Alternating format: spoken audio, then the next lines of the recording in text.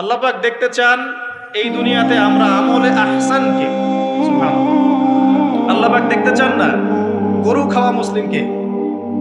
আল্লাহ পাক দেখতে চান না জুমার দিনে কে নামাজ পড়তে আসে। আল্লাহ পাক দেখতে চান না ঈদের দিনে কারা নামাজ পড়তে আসে, রমজান মাস আসলে কারা মুসল্লি হয়। আল্লাহ পাক এটা দেখতে চান। আল্লাহ পাক কি দেখতে চান? আমলে আহসান। আহসান হতে হলে কি গতানুগতিক মুসলিম হলে চলবে না শক্ত মুসলিম হতে হবে? মুসলিম এখন বাংলাদেশে মোটামুটি দুই প্রকার। একটা হচ্ছে সুবিধাবাদী মুসলিম, একটা হচ্ছে প্রকৃত মুসলিম। সুবিধাবাদী মুসলিম কেমন? নামাজও পড়বো, সুদও খাবো, আমি যাকাতও দিব, এদিকে ঘুষও নিব। ধরেন যে বছর বছর হজ উমরা